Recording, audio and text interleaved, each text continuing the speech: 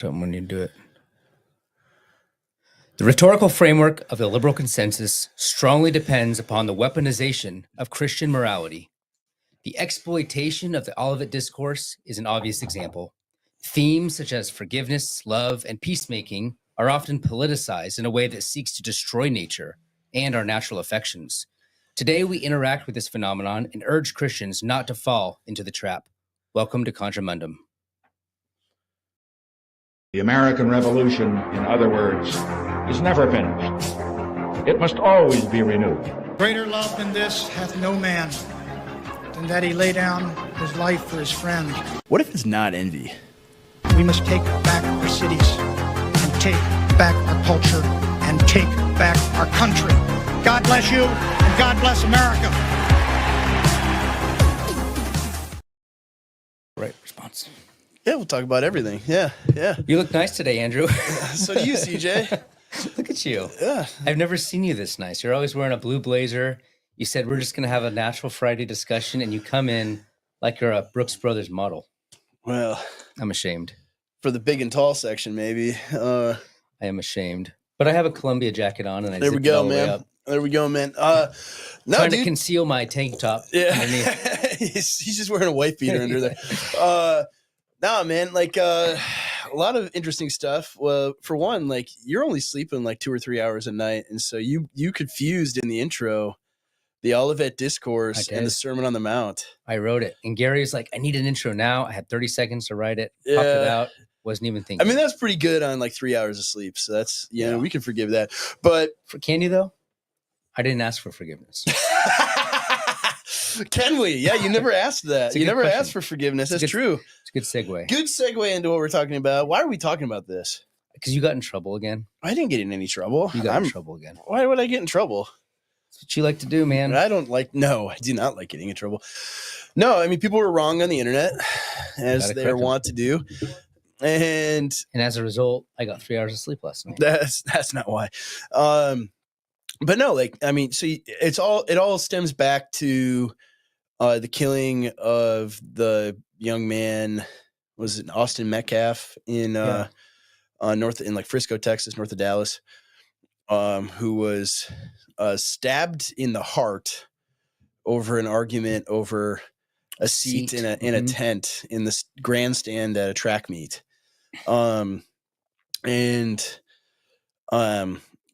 Really where this whole discourse had its origins is his father, like the next morning did a press conference and said things like he forgives his son's murderer. He was named Carmelo Anthony, but is not the early 2000s basketball star, is another 17-year-old boy from a different school.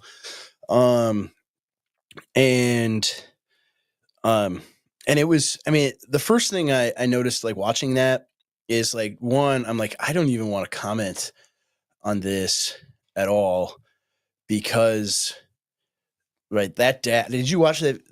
No, I didn't. Yeah. No. Like that father is experiencing something that very few people ever, will have to experience and no one should have to experience it, the death of their child. And so, I mean, like personally, like I had a lot of, just sympathy, not empathy, but sympathy, for him, because I too have lost a child, before.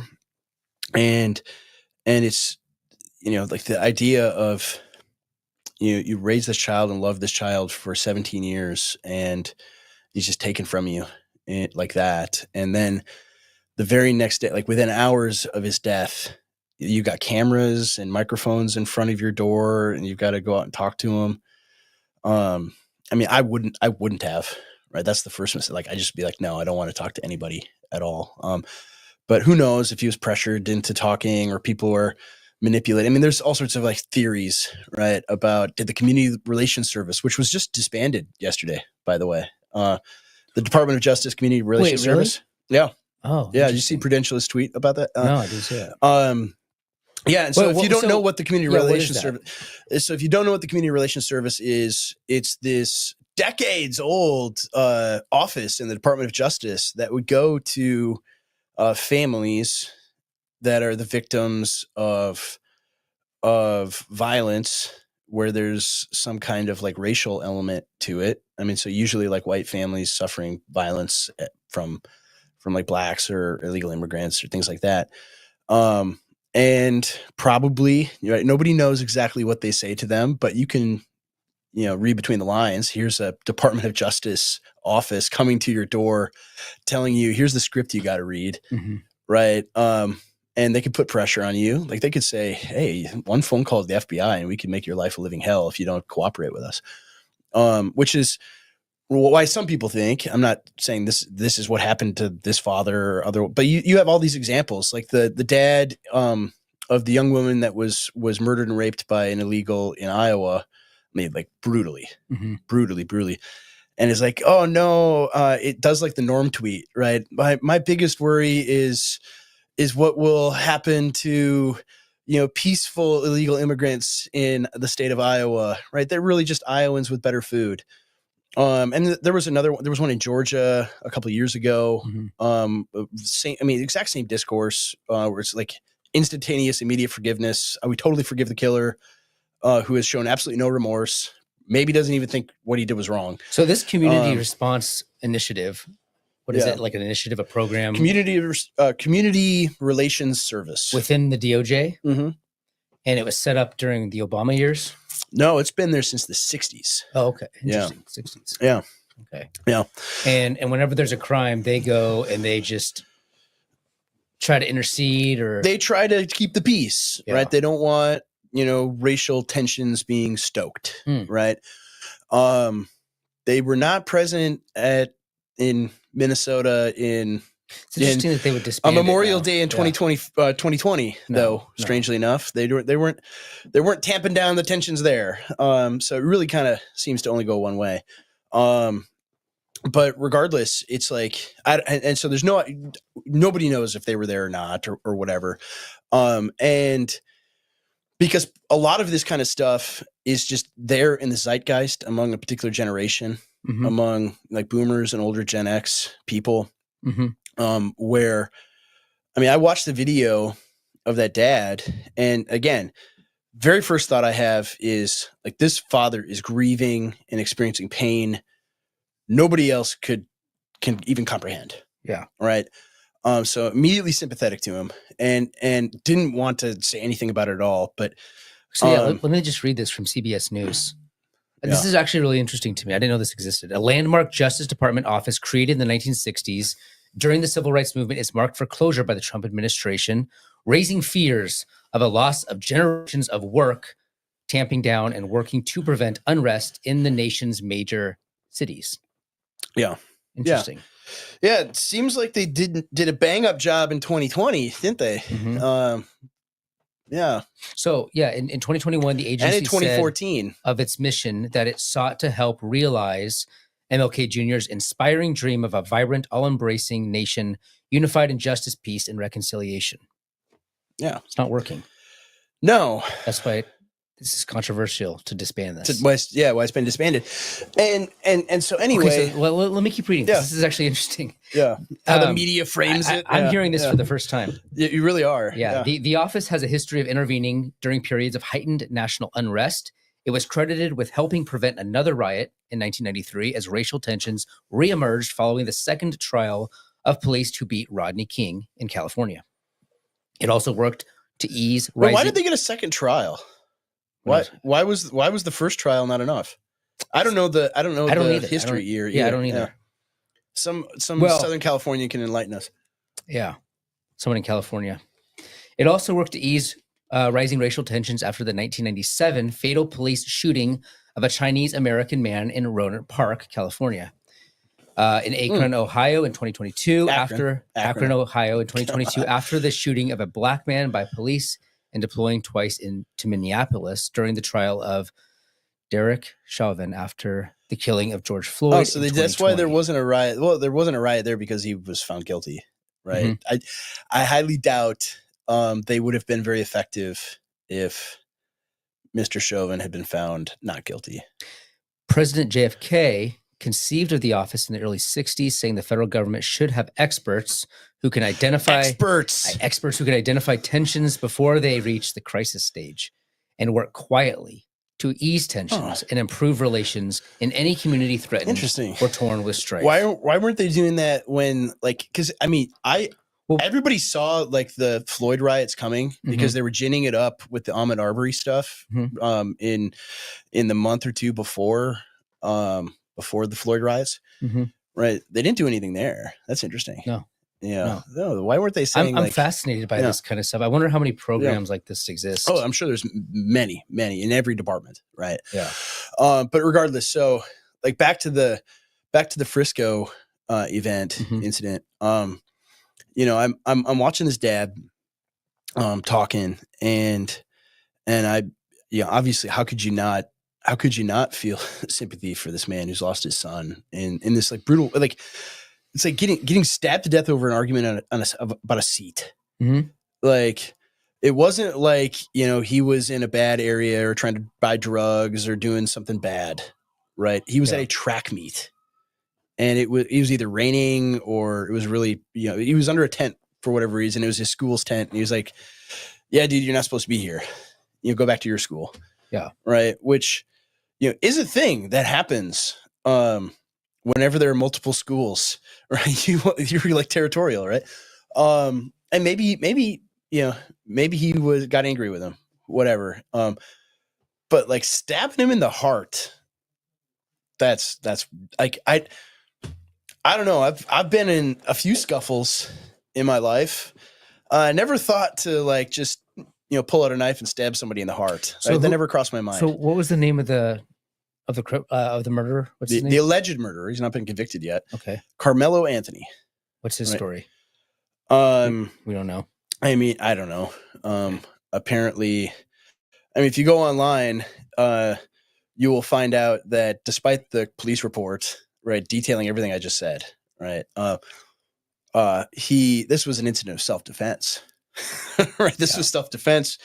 He was the greatest kid ever. Never did anything wrong. All that kind of thing, right? Everybody just circles the wagons and operates this way. And it's like, anyway, like, it's just like brutal, senseless violence, right? Like, for no reason, right? Other than you've been disrespected, right? Like, there's no reason at all to even like to rise to that level ever, right? And so anyway, and like, you put yourself in this guy's situation, the father, and you think about your own children, or if you have children, and think like, how would I feel if that had happened to my child? Right. It's bad enough if your kid is killed for like any reason, right? Obviously, but for something so stupid and meaningless, right? It makes no sense at all. But anyway, the father in his statement is like, "Oh, this young man just made a bad decision." Right? That's how he framed it. He just made a bad decision. And that's insane. That's not a bad decision. No, like, a bad decision is like stuff I did when I was 17 years old. Lots of bad decisions, right? Lots of very dumb things. A bad decision is not taking out a knife and stabbing someone in the heart. Yeah. Right. That is like, to even describe it that way, like the whole thing, the vibe I got is like a hostage situation, right? Where the dad is scared and he's right to be scared, right? Right. If he says the wrong thing, if he doesn't say at least something somewhat like he says, right, everyone in the whole world is going to think he's racist, right? Well, you're going to inspire like protests, and you're going to inspire, there'll be BLM like protests in front of his justice, house. Like his house could get burned out. He could get killed. Yeah, his family. He's got other children, presumably. Yeah, he's got a twin, like his twin brother of the boy that was killed. And so like you can like see in his body language and in how he's acting, like he is terrified, Mhm. right? I mean, it's like someone, like if our country was occupied by the Chinese, right? And there's Chinese troops marching up and down our street, and a Chinese soldier, kills, stabs your son in the heart with a bayonet because he made fun of him or something. Like that's how you would react. Yeah. Right. Like the dad reacted, like, please don't do any recriminations on me now. If I say the wrong thing. So that's like the framing, like the entire the context of it matters a lot, that there are incredibly heightened racial tensions in the country.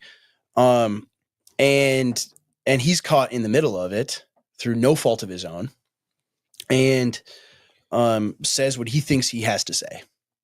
Right. And so, but the key thing that a lot of people focused on is him saying, I've forgiven him. He's already forgiven.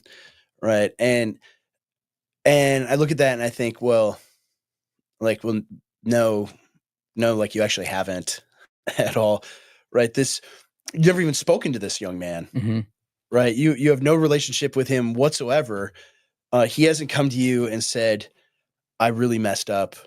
I don't know what I did. I did do something stupid and evil and wrong. Will you please forgive me?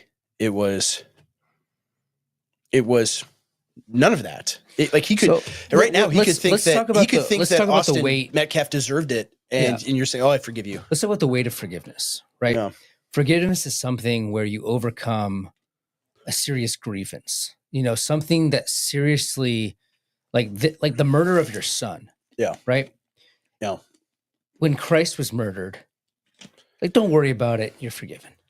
That's not what really he said. The power of forgiveness. Yeah. I mean, and the reaction, like the discourse after it is, I mean, we can get to that in a minute. Like people, whoa, what's going on there? We can get to that in a moment, but like, the discourse after it was, this is a powerful act. Powerful. I'm launching Pellegrino off my mustache as I say, powerful. It's a powerful act of Christian forgiveness, and it's like, no, that was a hostage situation, right? Like there was not like because but like even framing it that way, right? And it's still it's part of the the zeitgeist of like, oh, Jesus wants you to love your enemies, which means you internalize that to mean I don't have any enemies at all, right? I don't have any enemies.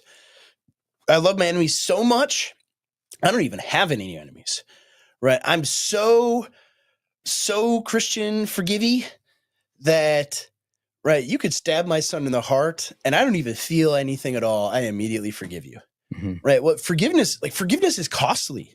That's what I'm saying. You have to overcome something. Yeah, like you have to recognize that something's been transgressed. Yes, yeah, naturally, right? If you do something to one of my kids like that, or you murder my son, I am going to be furious about it. I am going to want you dead, right? That is how I will feel, and that is how any normal person would feel in that situation, right? Like God gives us natural affections for that reason. Right. You have a natural affection for your children. And when someone harms them, you get angry.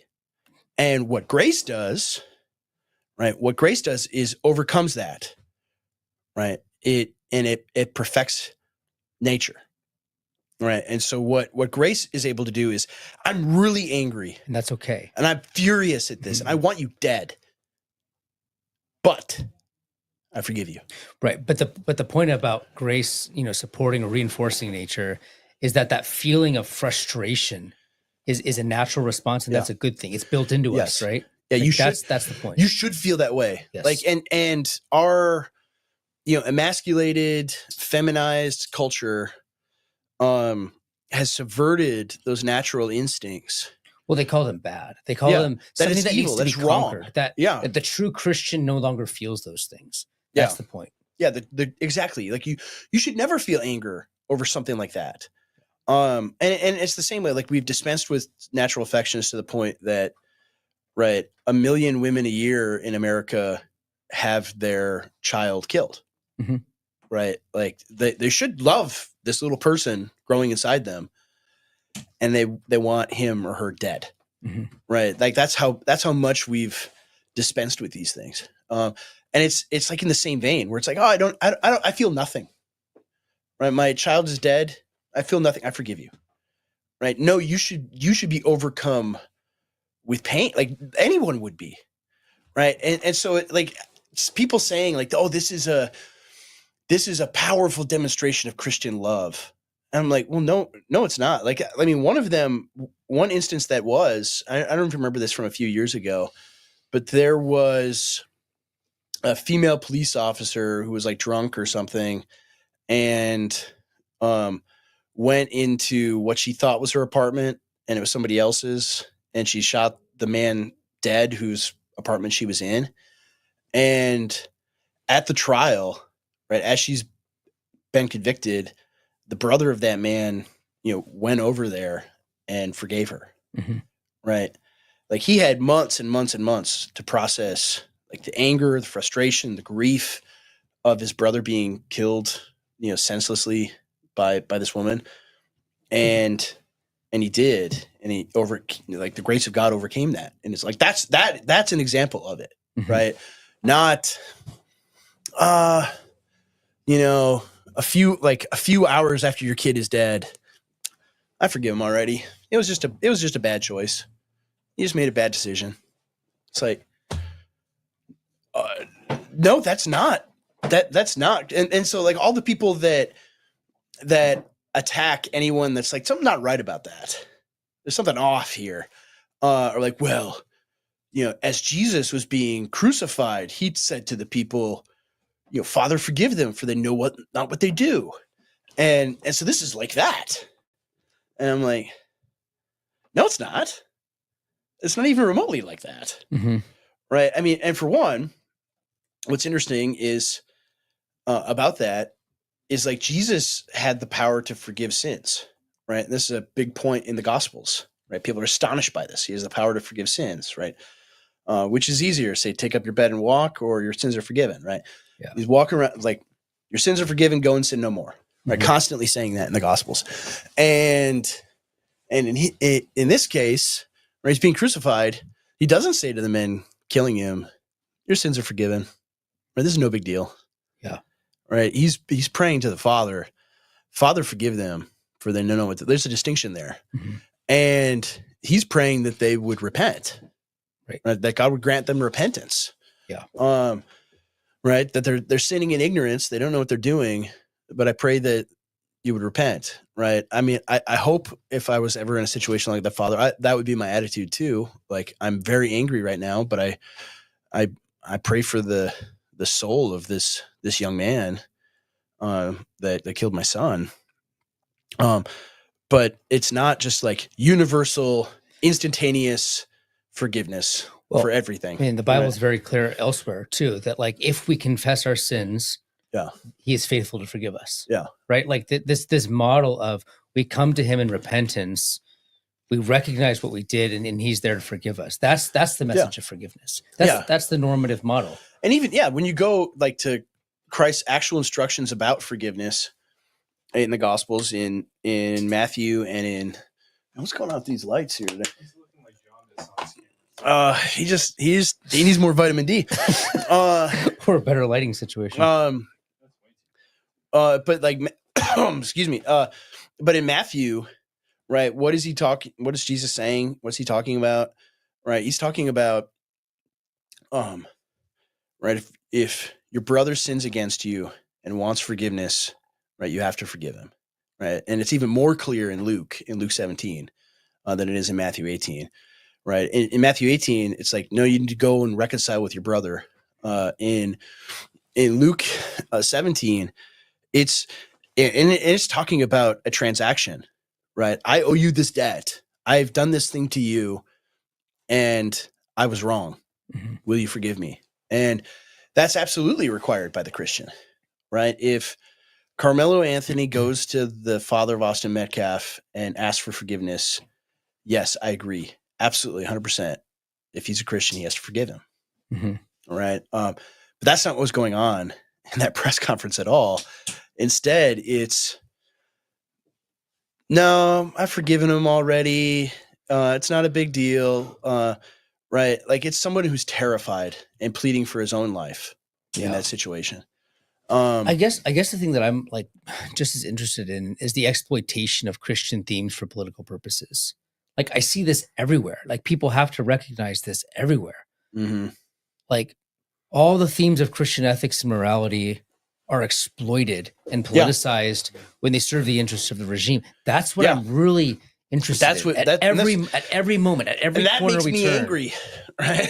It should make every Christian angry. This wouldn't work in prior epochs, though. No, it absolutely would not work. You know, like, this is an actual political strategy to go and confront this father and to convince him not to say these things, not to express these natural reactions, but instead to mobilize or weaponize, you know, themes of Christian ethics, probably with some threats. But you have to go up there and do that to keep the peace. Yeah, and it's funny because, like, the people doing this, saying this, right? They like, none of them universally, instantaneously forgave Derek Chauvin, right? Like, the one, or another example is like the one woman losing her mind on me on X.com. Right, she's got like a limitless number of tweets about how the Israelis need to glass Gaza and kill all their babies and stuff like that. And it's like, I don't know, why didn't they just forgive them? Right? Why didn't they just forgive them for October 7th? Right? That's what you think should be done. Just instantly forgive, and it's all good. I mean, the other angle of this is, like, the statements that the victim's family makes in an incident like this, like, does play a role in the judicial process, right? And so the county prosecutor has already said they're not going to seek the death penalty or even life in prison for the killer. I mean, and I don't know exactly. Maybe that's on the grounds that it was not premeditated murder. It wasn't, murder in the first degree. But I mean, you maybe could make the case, like, he's walking around with a knife at school, right, ready to kill somebody. I don't. But regardless, I mean, for one, like, we need to get rid of those things, premeditated, like first degree, second degree, like, all murderers just, like, we didn't 150 years ago, we didn't have that. 100 years ago, we didn't have some of those things are helpful. They can be, but, because they distinguish between reactive, instinctual murders. Mm-hmm. I mean, I think there's a certain threat to society when it's premeditated. There's a certain it's extremely threat. heinous. Yeah. But I think the punishment should be the same, right? Yeah, you shed a man's blood, man, your blood should be shed. I wouldn't do it that absolute. Not that absolute, but it has to be like, not for manslaughter. Yeah. I mean, call me a theonomist if you want, but, like, there's something there about, like, even manslaughter, the avenger of blood can still go get them until they get to a city of refuge. Yeah. Okay. Like, all right. Oh, that's fair, right? Mm-hmm. Like, that should be done. Like, you kill somebody drunk driving, you need to go live in Albuquerque for the rest of your life, right? Like, whatever, like, we could pick, like, one city in every state that people, like, the worst city in every state. Maybe people in the comments could tell us, right? That's where manslaughter. Everybody already knows all the cities. People guilty of manslaughter can go. We have on that note. Yeah, go for it, Gary. That's fine.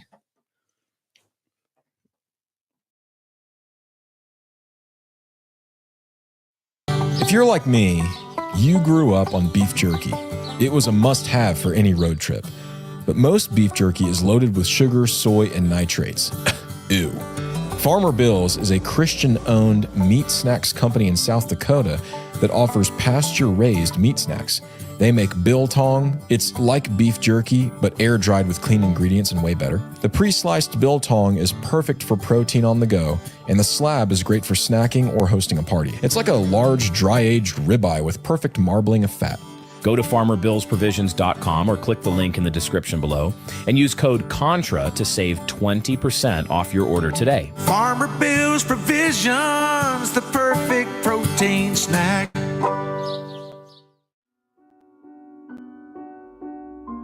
Stay safe. Mask up. Get the vax. Don't take unnecessary risks. Be careful. We've been coddled, smothered in warnings, trained to fear and avoid risk.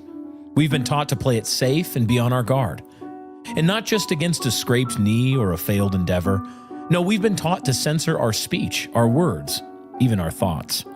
Don't think those dangerous thoughts. Don't notice. Don't speak out. If you do, we're coming for you. Who's coming for you? It almost doesn't even matter. Whether it's the HR lady at your company of either sex, weaponized church courts, the social media censors, or even those you once considered allies. Watch out. Take care. Play it safe. But was it always this way?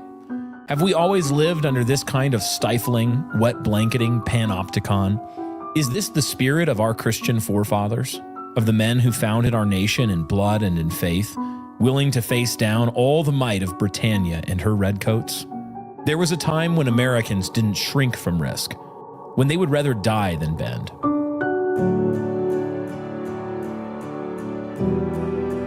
Our Christian forefathers knew what it was to draw the sword and throw away the scabbard.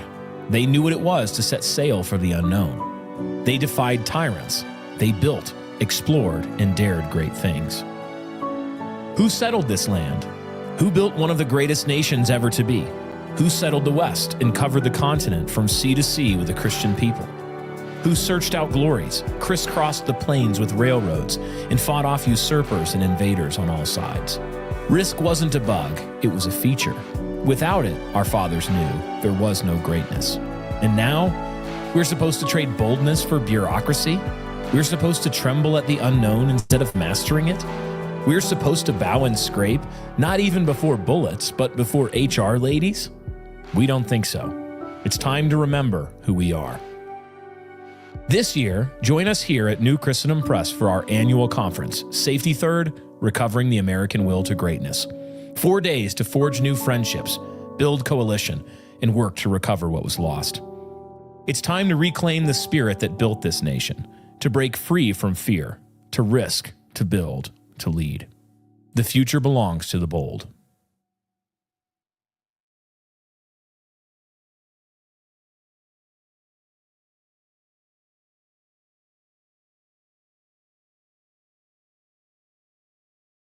Okay, so anyway, CJ, you had some thoughts you wanted to share on this? I didn't have any other thoughts. You have no other thoughts? People are asking me about my my long tweet the other day. Should we could transition to that in a second. Yeah, I mean, I guess the main thing that I really want to get across about this issue is that I think it actually is okay to look at an incident like this and not analyze the father's motives or whatever, but like to understand that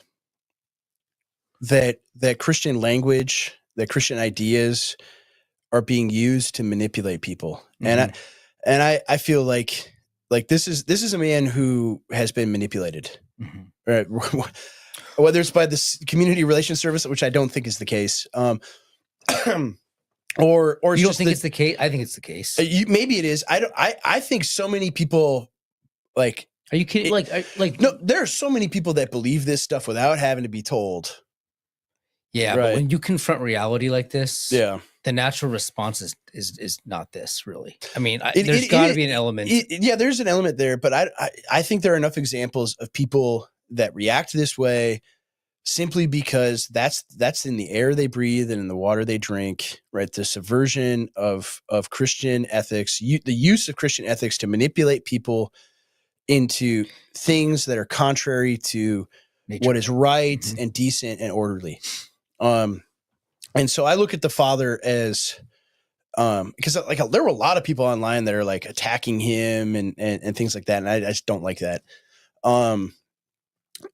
And I look at him as another victim in this situation, right? That he's the victim of a culture that says you are wrong and evil if you stand up for your children, right? You are wrong and evil if you get angry over your son's murder, right? You are a bad person if you feel that way, right? That's how I look at it. And the people that then go on to justify the use of Christian things to manipulate people into betraying their own children, right? That's wrong. Yeah, that's very wrong. And you see that everywhere. Like you see, like when Trump deports people, is that loving? Like you'll see that everywhere. We're supposed to love our neighbor, man. Yeah, we're loving them by sending them back home where they belong. But more fundamentally, there's a distinction between our personal enemies and how we conduct ourselves privately, and we're loving our function of the magistrate. We're loving our actual neighbors who are being killed by these people who are having drugs peddled into the communities. Beyond the loves. I mean, this is one of the things that Stephen talked about in his talk, is that the Christian prince, if I can use that analogy, the magistrate, he exists above the petty moralities of the everyday man. Yeah, that's the function of the people magistrate. Are going to get mad at you calling it petty morality, man. Well, but I believe it, and you and I actually might have a difference on this, but I actually think that the king, the magistrate, the sovereign, whoever he is, whatever system you're in, I think that he is above a lot of these things. Yeah, Caesar is not turning the other cheek, right? And even like Matthew 5, like turning the other cheek, and we've talked about this both on here and in private. Right, turning the other cheek is an offense. You've been slapped, right? You've been dissed, right? Somebody told you can't sit in this seat, right? That's when you turn the other cheek, right? Because what do if you don't turn the other cheek? You stab in the heart with a knife, right? And like that's on like a personal, interactive, interpersonal level, right? It is not. Jesus is not offering a guide to political theory. No, correct. There, right? He's not instructing kings. This is how you rule your kingdom. Just let your people be walked all over. It's how do you maintain peace with your neighbors? Yeah, right. That's what he's instructing. Right. He's instructing the Jews when the Romans are compelling them to carry all their junk for a mile. Right. Well, just carry a second mile. Right. That's annoying. I mean, imagine again, like the Chinese occupation analogy, right? They're making you carry all their junk, all their Temu junk, for a mile, right? That's the law. You got to carry their stuff for a mile. And you're like, you know what? I'm going to go a second mile, which means you got to walk 4 miles total, because you got to walk 2 more miles to get back where you were.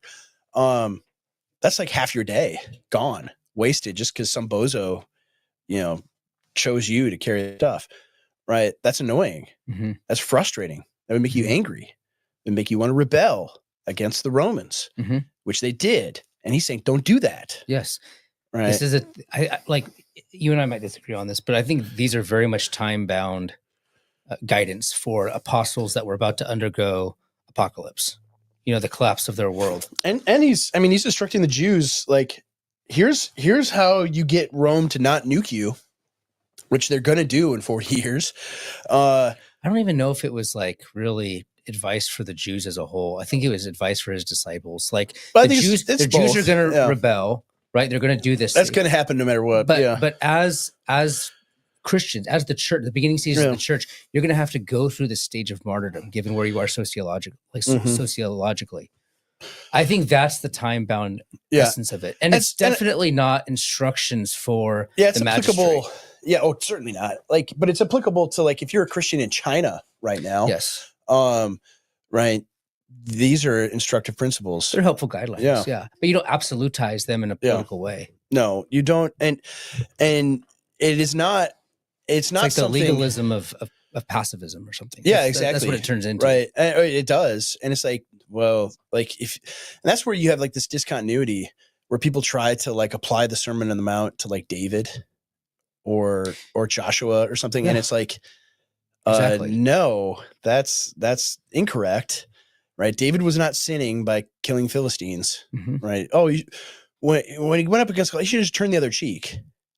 Right. Like, no, he's praised for being ruthless and cunning, yeah, and exactly, violent. Yeah. yeah, exactly. Ooh, Yeah.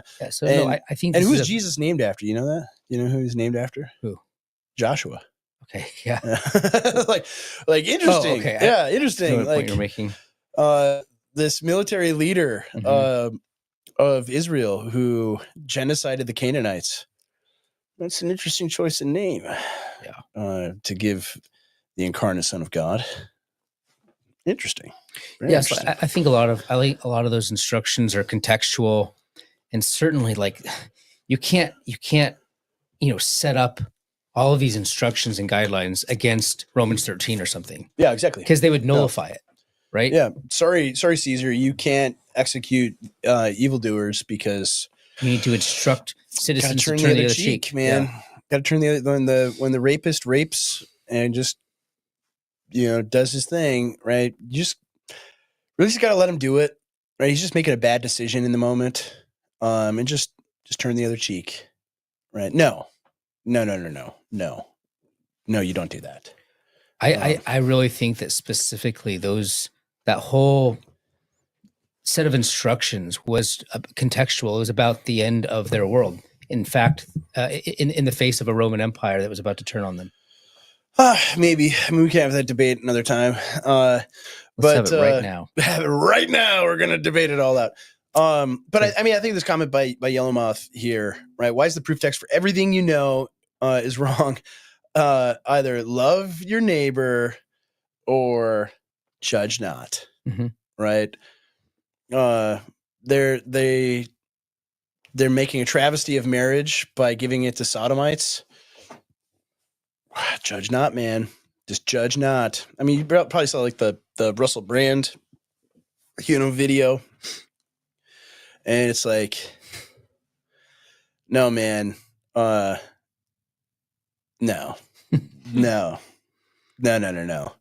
Don't tell me this, right? Like God says is right is right. What God says is wrong, and that's the way it is, right? Don't just because a culture says, you know what, we're gonna be cool with homosexuality now. We're gonna say it's something that should be celebrated, and transgenderism and all, like everything. Yeah, just judge not, man. Just judge not, right? Drag queen story out. Judge not, lest you be judged. Well, I'm not doing that stuff, so God's not going to judge me for that. So yeah, I will. I will actually judge it. Mhm. All right. It's even that, like Matthew 7. It's a warning against hypocrisy. Yeah. Right. He's telling the Jews this because they're doing the very things they're judging other people for. Mhm. Right. That's the point. Right. The point is not you can have no moral standards whatsoever. And the irony too is like the people that use that the most are by far the most judgmental and pharisaical people you will ever come across when you transgress their moral standards. Of course. Yes. Right. If you say certain words they don't like, all right, Gary gets to have biltong now. Thank you, Josh. All right, if you transgress their moral standards, right, they're going to be doing an awful lot of judging. Yeah. An awful lot. And as far as love your neighbor, right? That's the heat map thing, right? It's the heat map meme, right? Love your neighbor who is, one of millions of people illegally here from Guatemala or wherever, or from Haiti or Somalia, right? Those are your neighbors. That's your neighbor you need to love, not like your actual neighbor that you grew up next door to, right? Whose child is addicted to fentanyl. No, those are just stupid hillbilly hicks. We don't care about them, right? What we care about is the world, right? No, like your neighbor is the person right in front of you, right? So yeah, basically, if you hear those verses cited by anybody, immediate red flags. You're going to get gay race communism spouted at you. So on to the next one. CJ. So you had a post. Oh yeah, we could talk about the post. You had a post that everyone's like, oh man, CJ's selling out. Mm-hmm. right? CJ's selling out. He's he got to hang out with Tucker Carlson one time, and now it's over. Yeah, man. I Right. just So what was that all about, man? oh, you're gonna pull it up, huh? Oh. No. Gary hasn't even seen it. Gary hasn't seen my post. Yeah, I mean, we took away his posting privileges. Here's the thing. There are hard times coming, I think. Yeah. Economically and otherwise politically. Yeah. The regime is not just going to sit back and let itself be corrected and trampled upon. No. And in light of that, there's going to be a series of pressures against the hard right. And I want people to have the online right, the online whatever right, you want to call the it. anons. I mean, a lot of them could be infiltrated, right? Don't get yourself into trouble. Like there are people that could actually, you and I have been in these situations where, you're exposed to things where you could almost feel an energy that you want to become darker with it. And I just don't want people to give in to those things. Yeah. And, and I want to keep myself from all falling into those things. So many people offline, they need to focus on their families. Like if there actually is spiritual warfare coming, you need to pay attention first to the well-being of your family, of your church life and all of those things.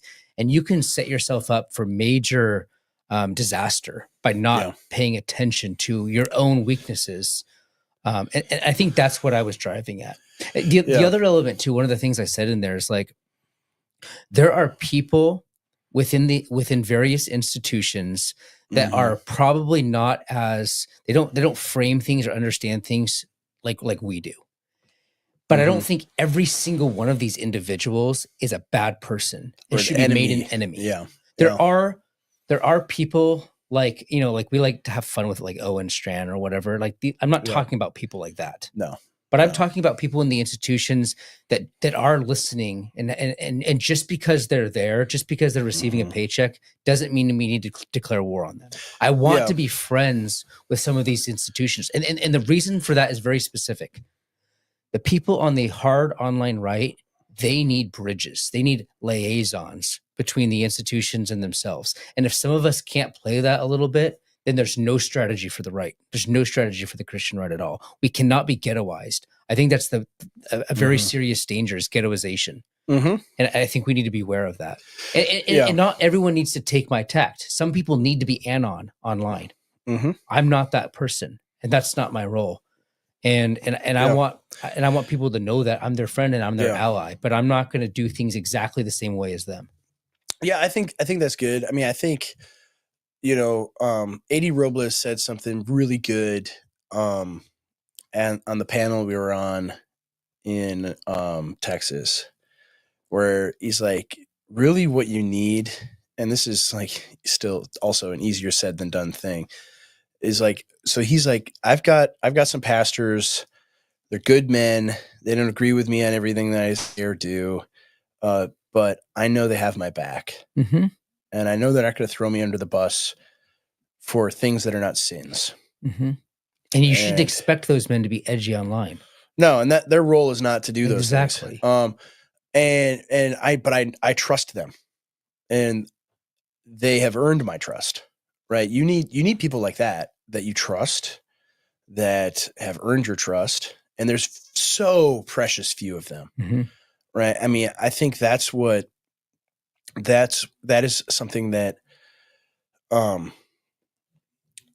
what you said, that loyalty is the preeminent virtue of our current age, is 10,000% right. Where people that I actually disagree with, right, but they are clearly friends, right, I'm going to support, right, even when I disagree with them, right, and I'll disagree with them privately, and we can hash things out privately, but I am not going to throw people under the bus ever. Right? I will not do that. Well, here's the question. And everybody wants you to. Here's the question. Yes, and we need people that will stick to loyalty.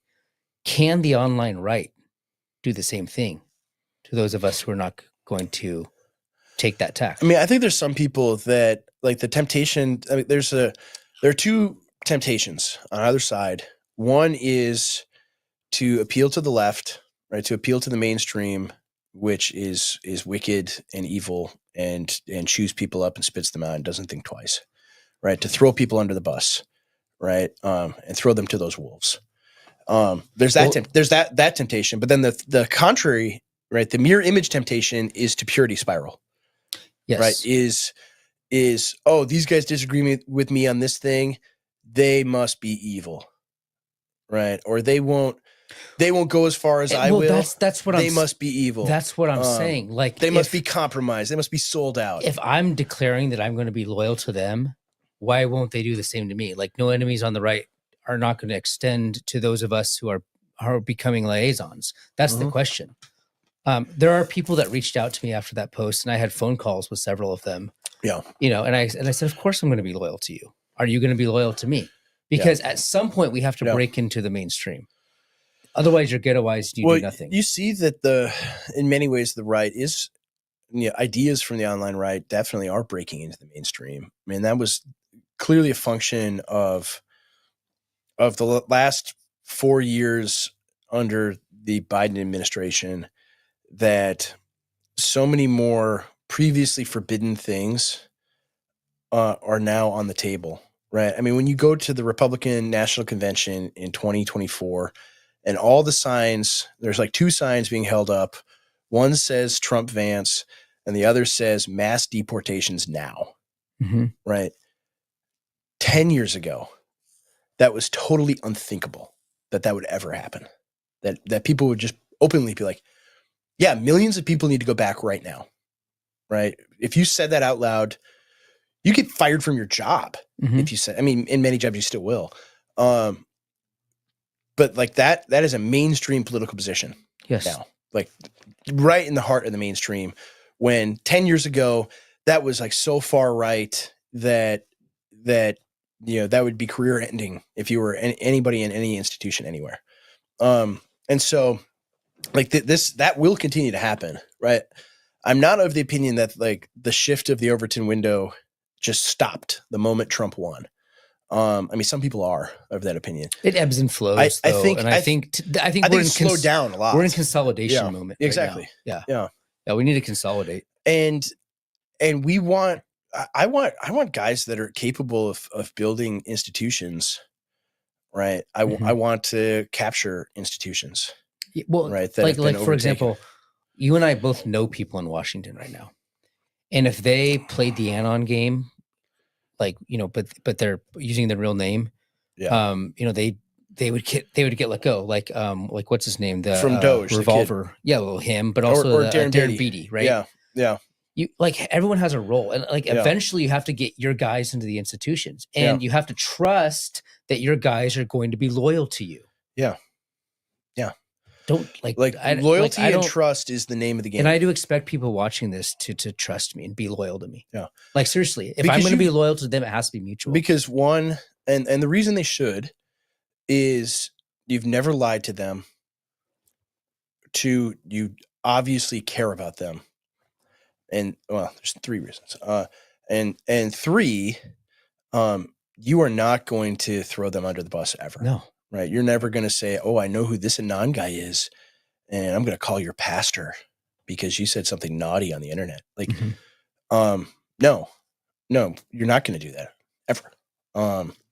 And so that I think is part of it. I mean, part of it is that, so many of us, you and I, even the anonymous posters that we all know and love, right? We're all constantly maturing, right? And we're maturing not just like personally, individually, which is hopefully happening. Hopefully, I am. But also like maturing in terms of political and cultural strategy. That's the other thing. Strategy is something that, man, I think the right is still very weak on strategy. I think they're weak on Machiavellianism. I think that they, this is one of the things like the classical liberals, the post-war consensus bros, like they hate Machiavellianism. Yeah, I had in the, I think I can say this, so I won't say any names, so no one will figure out who I was talking to. But in the green room, I was having a conversation with one of the speakers Mhm. at the conference, just about, or actually a few of them, just about like pro-life strategy. Yeah. And how like Trump and Vance, like so obviously just lied through their teeth about their actual position on abortion. Mhm. Right? Like they just flat out lied because it's like, and I'm like, yeah, they should. Right. They should. Like that is very much a Hebrew midwives or Rahab type of situation where you have an electorate that wants to murder babies. Right. They do not deserve the truth from you. Right. You like no one thinks twice about Barack Obama saying, oh, marriage is between a man and a woman when he's running for president. And then he appoints, like with the express purpose of this, a Supreme Court that immediately somehow finds in the Constitution a right for, two anal sex enjoyers to be wed. Like, where did that come? Oh, well, he lied through his teeth all about it to get elected president and then pursue his political agenda. And it's like, you know what? I'm so glad that we had a president who did not tell the truth on that issue, right? Like that's the kind of Machiavellianism, right, you're describing that I think, I mean, people maybe will be mad at me for saying this, but I think like we should support that. Yeah, I support that. Like you don't have to have to lie to the NKV or tell the truth to the NKVD. Or are you growing potatoes in your backyard? We're trying to starve you to death. Like you have a garden back there, right? You don't have to say, yes, here you go, take them all. Right. No, like you lie to them. Right. These are situations of life and death. Like the murder of 1 million babies a year. That's a situation of life and death. That's the petty moralities, the bourgeois moralities that Stephen talked about that I was talking about. Is like sometimes the magistrate for a greater good, has to deceive and he has to lie. Yeah. I mean, if you gave me this ethical, scenario, this dilemma, would you lie to the face of someone who is, trying to murder your wife? Absolutely. I would look them in the eyes and lie. you bet I would. Yeah. Like seriously, like I don't think we should, be all worked up about that. I mean, there's got to be guardrails for that too, where you're just not going to have the president lie about everything all the time. No. Yeah. You need applied wisdom. That's what that's what Solomon and David and the kings in the Old Testament were praised for. Is the wisdom to make those decisions. They're all decisionists. They're all moment by moment situations. When Solomon threatened to cut the baby in half, was he telling the truth there? That he really was going to do it? Oh, I don't know. I could go either way on that one. I think he's bluffing. Okay. Like, but I mean, maybe he was gonna, but either way, like one way or the other, like by the letter of the law, he's committing a sin, right? If he's bluffing about it, he's violating the 9th commandment, or if he's not bluffing, he's committing murder, right? But what's the result? Wisdom, right? Wisdom is the result. Yeah. And wise rule. Yeah. And like, seriously, like you need guys who are going to stay loyal to the Anons. But at the same time, they themselves are an Anon. Like you have to be okay with that.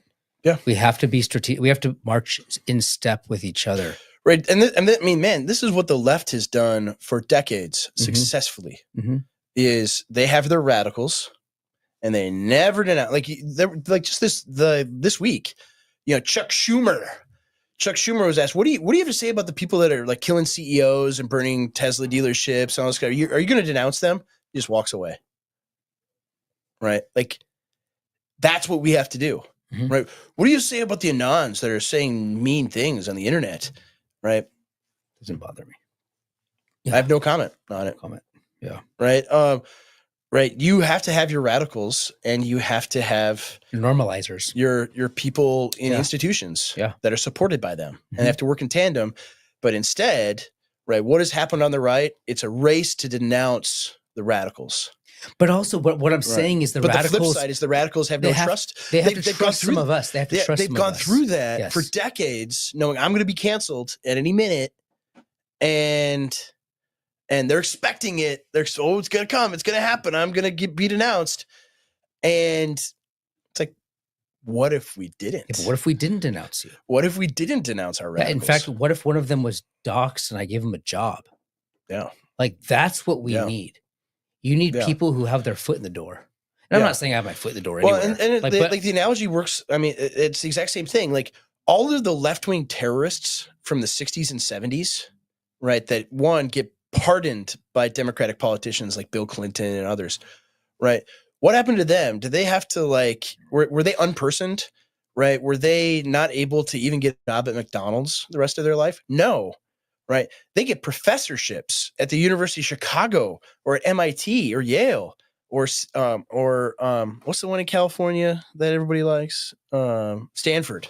I thought you were going to correct me. I was listening. You weren't paying attention, right? They got jobs, Yeah. right? They got sinecures, right? Oh, you're gonna talk about left-wing nonsense to a bunch of kids, and we're gonna pay you $400,000 a year to do it, right? That's what they got. They get rewarded for their radicalism. Like all the people bailed out by Kamala Harris, right?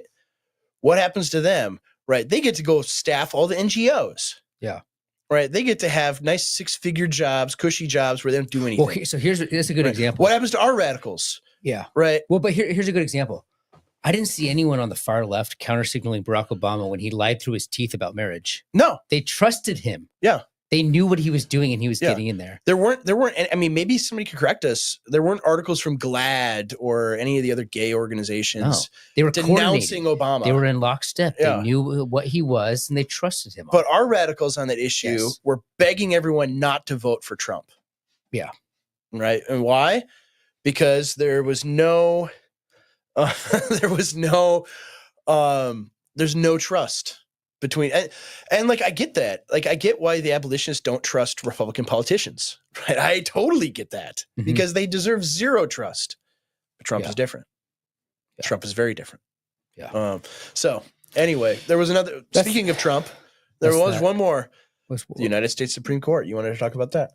Yeah, that was one of the suggested topics. Was there more than just the decision on Garcia or whatever his name was? There were a couple decisions. Okay. Right. So there was one about the Maryland Trump dad having this, on Boasberg's decision. They said he doesn't have jurisdiction.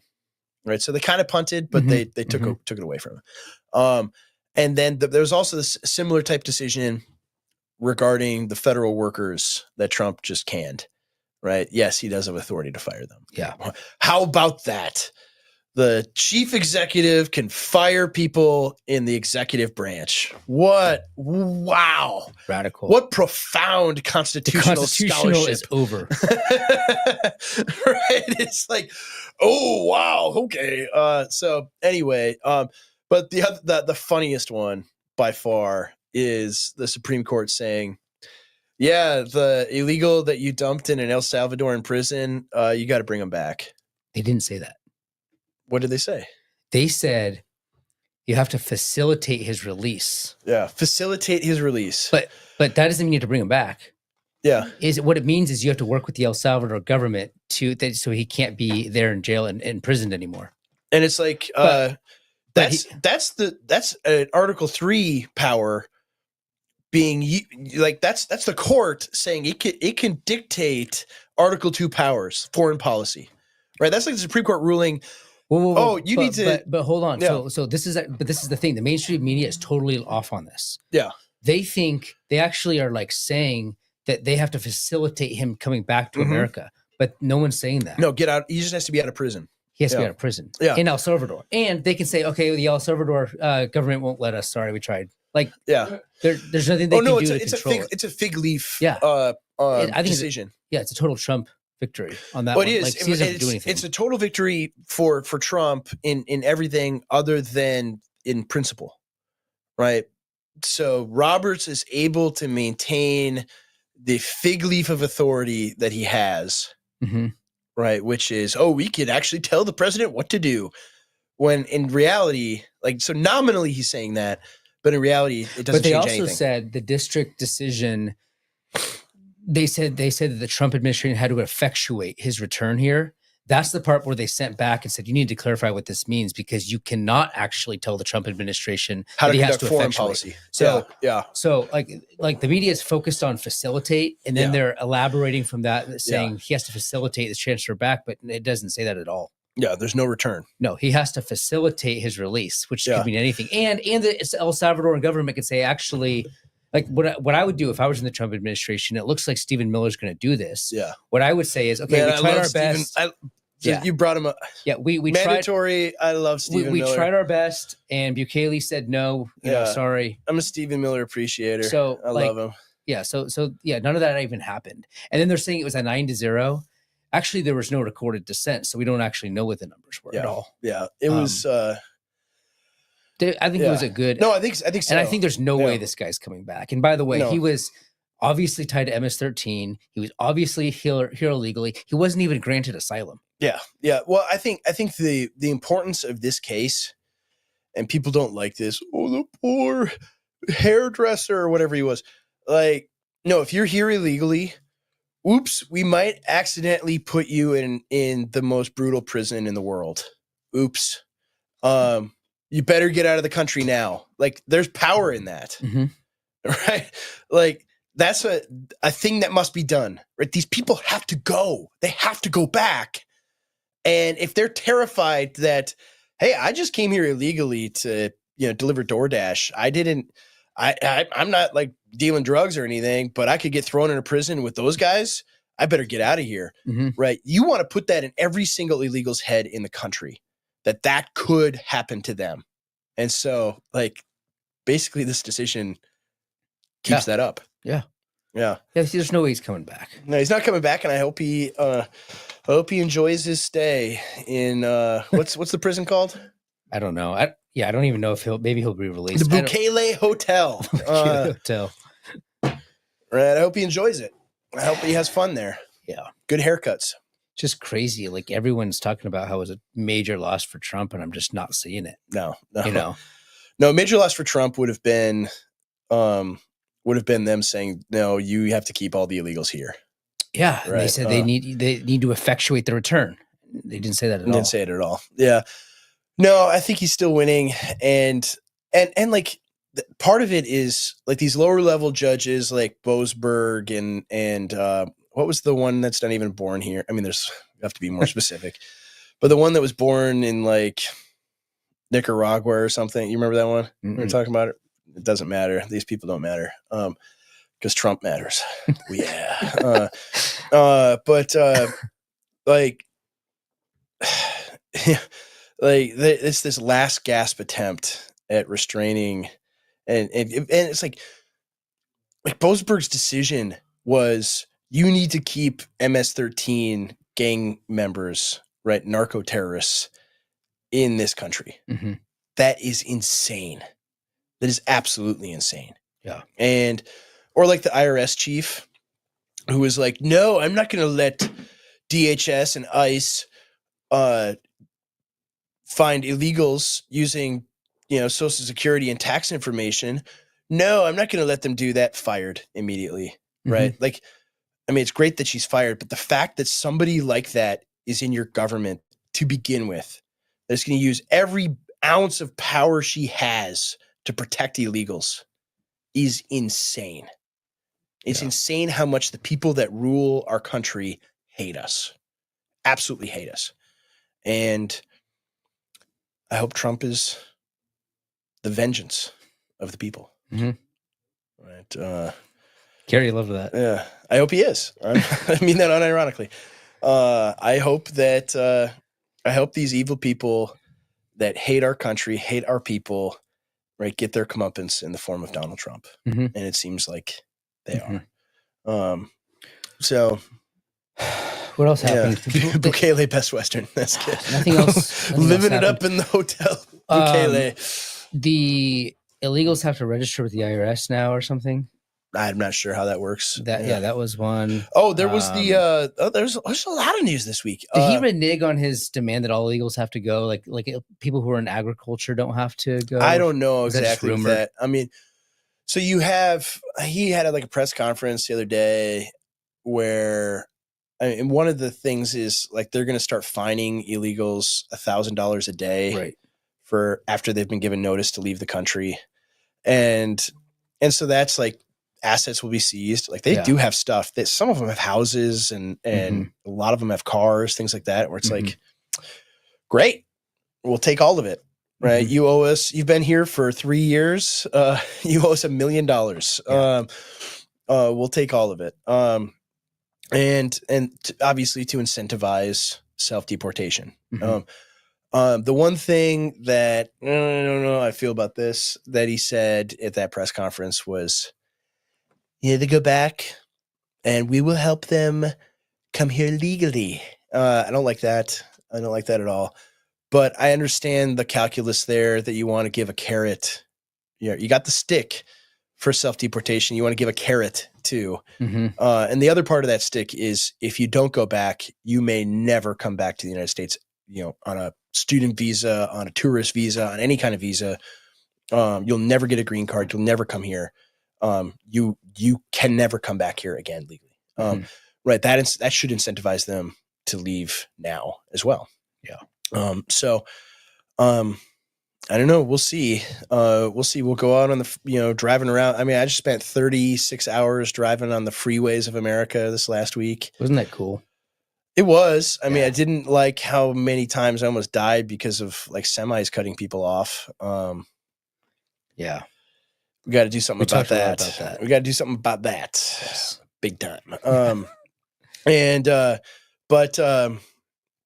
No, it was fun. Like going, I mean, I got to go through like half of the cities that have football teams in the Southeastern Conference.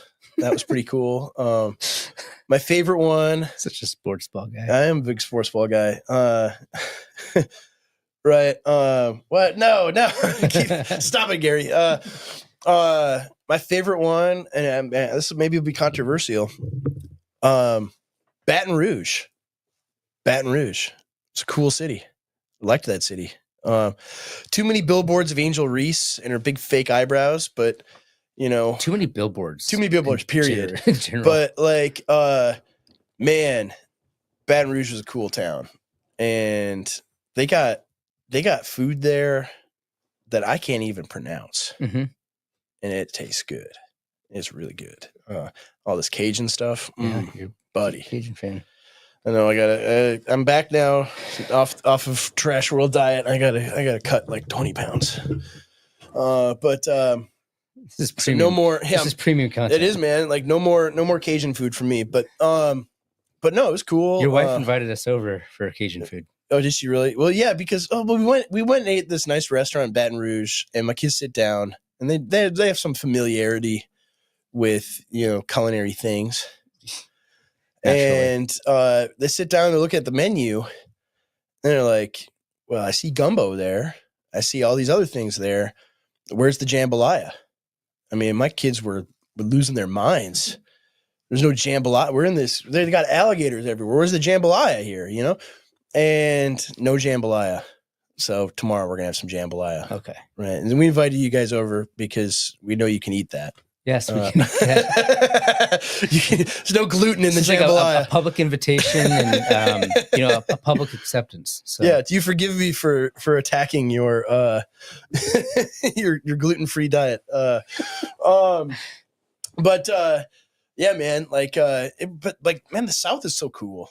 I just love the South. It's a cool country, man. It's a cool country. And like, it was pretty down there. Yeah, like I'm getting a lot of hate from people because I mean, one, the orientation of the map. That was funny. Too many people just can't rotate shapes, man. But a lot of hate for that. But like way more of the hate is actually they're like, no, the Gulf Coast is awful. It's terrible. It's a bunch of hillbillies and rednecks. And I'm like, okay, cool people.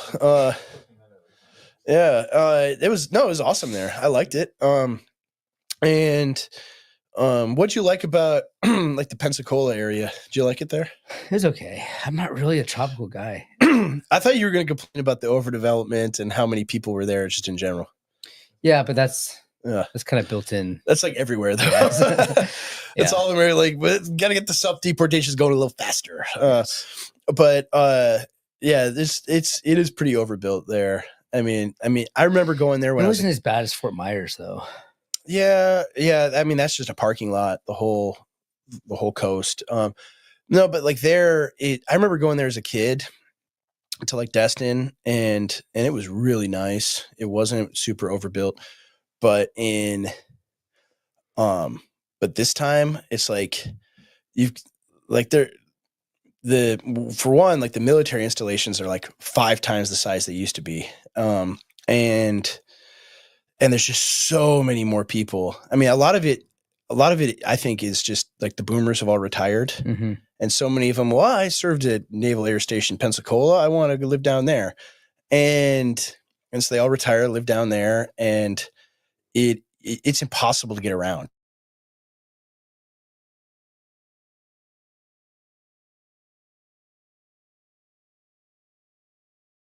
Flight every like 3 miles. Mm-hmm. And it's just stop. Like, it's awful. It was so bad. It's nice beaches though. It's fun. My kids liked it. My favorite part though, was going to Buc-ee's. Did you stop at Buc-ee's for the kids? You didn't take the kids to Buc-ee's? No, I didn't. Man, I had some tough traveling companions. Where did you go get gas?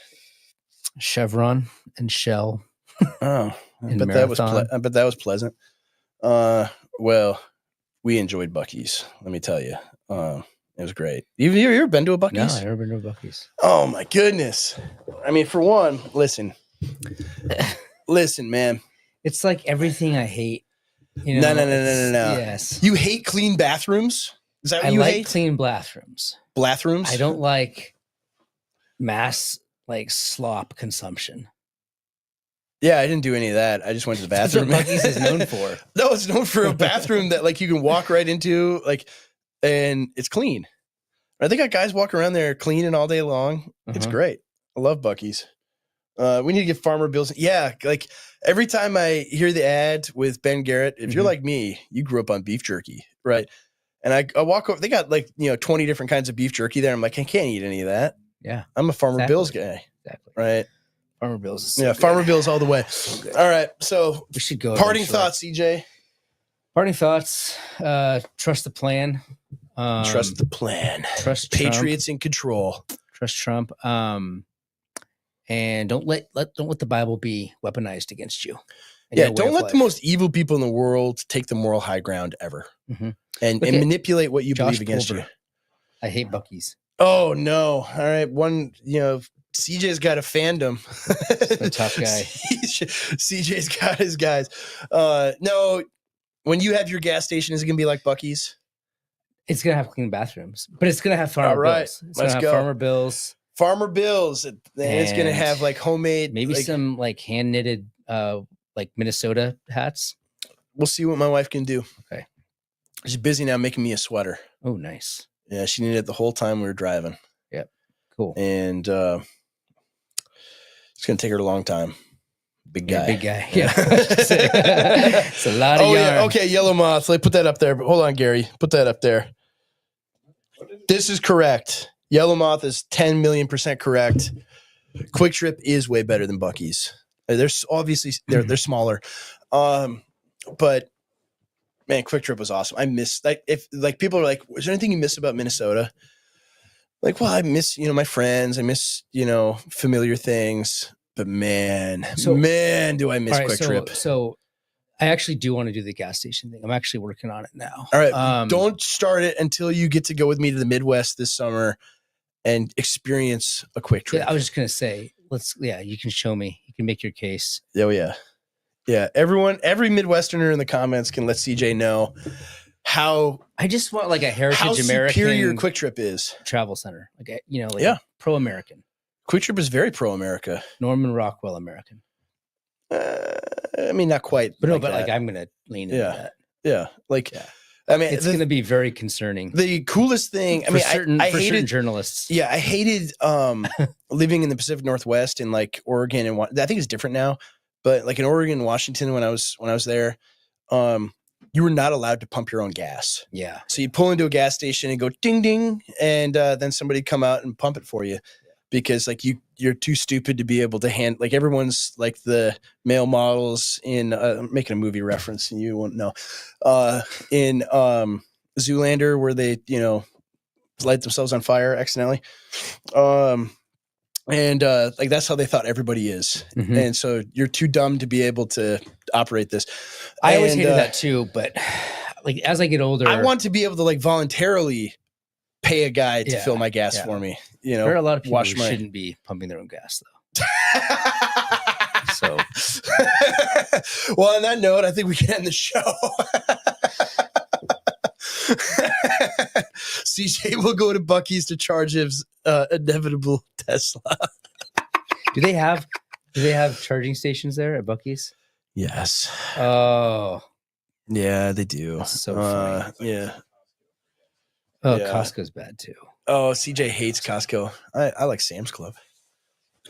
I don't know like it is. I know it is. Yeah, I know. How much do you love? Have you ever seen that Costco family? Yeah, I hate them. TikTok?